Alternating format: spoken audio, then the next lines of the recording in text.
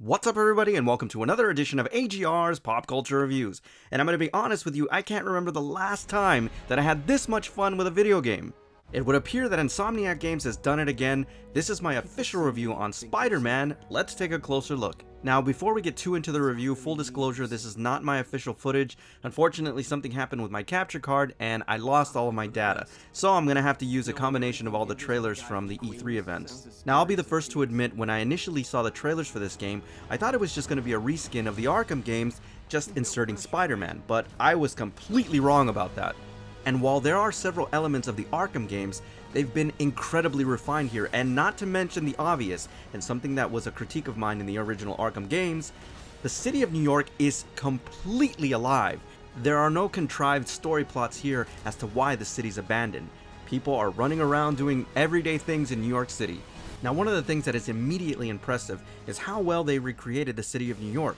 You can go anywhere, you can crawl on any building, you can see monuments, it is absolutely stunning. The environments are rich, right down to the grimy streets and the intricate graffiti. It's beautiful to look at.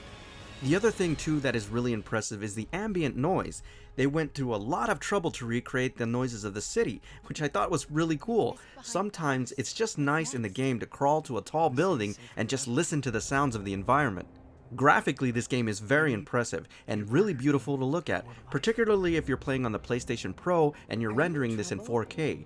I do have to admit though that some of the cutscenes are inconsistent and there are some muddy textures, but overall, it's very impressive. The motion captures and facial animations of the characters are pretty impressive, right down to the imperfections in the skin, and you can even see pores. And although the dialogue can be a little flat at times, the voice syncing is done very well, and don't worry guys, the dialogue in this game gets progressively better as the story plays out. Of course, I'm not going to be spoiling any story elements here, but I do have to say I really like this version of Peter Parker. He's much more assertive while still maintaining those funny one-liners very similar to his comic book counterpart we've all come to love. I also really appreciated that his allies throughout the campaign are actually more than one-dimensional characters, and the interactions with them are really nice. There's a lot of chemistry there, and their interactions throughout the game give us a real sense of depth and three-dimension to their relationship. Now, this being an open world game, you have a lot of things to do and a lot of sights to see, particularly in a city like New York. Now, very similar to games in this genre, you do have the main quest and dozens, and I mean dozens of side quests. And then of course you have the proverbial mini quest that happen sporadically and spontaneously while you're on your way to a much larger quest. Now admittedly, it can be very easy for you to get distracted by all of these spontaneous events that happen sporadically, particularly if there's a robbery or if there's a car chase. I mean, I can't tell you how many times I just couldn't ignore it and I heard about a mugging or a kidnapping that was happening over the police scanner and I decided that I just had to get involved. And of course, that's not necessarily a bad thing if these events are done very well and they don't seem like you're doing the same thing over and over again. Fortunately, there's enough variety in these events that it doesn't get stale and you don't get bored or frustrated. Fortunately, these tasks are not merely mindless grinding, and they do serve a purpose.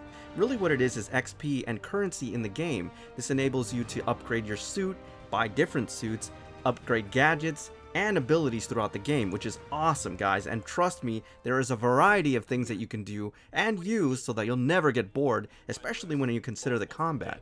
And speaking of the combat system, it is so freaking awesome here guys. Now here's the thing, with the Arkham games, Batman had a very unique style. Imagine that just on full throttle. Basically you have the same style of combat but with Spider-Man's quick and nimble abilities. Because of Spider-Man's unique and inherent powers, there's a lot of variety in how you can take down enemies. Whether you want to go completely Rambo style and take everybody out in the room, or you want to do silent takedowns. And I gotta tell you, I never got bored of actually sticking somebody to some kind of wall or having them dangle around for a little while. It was also pretty interesting how you can use your gadgets in order to entrap enemies, but most importantly, I really like the intuitive combo system when surrounded and facing multiple enemies. Similar to the Arkham games, Spider-Man can also use his spider sense as a dodging mechanism, which is really nice. Not to mention that you can use all of the environments and they're fully destructible to take down your enemies. Wall crawling and web swinging is something truly magnificent in this game, and even though I had a few reservations on how well it would be done, Insomniac Games really perfected it. The ease and fluidity of the animations, coupled with a sense of freedom and verticality as you're swinging throughout New York City, is something that is truly unique. Now admittedly, there is a steep learning curve in order for you to master these techniques.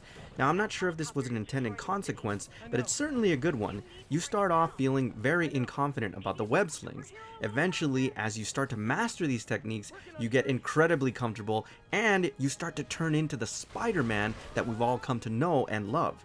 Boss fights in this game are pretty epic and in some cases pretty gargantuan in scale, not to mention they lead to some pretty interesting set pieces.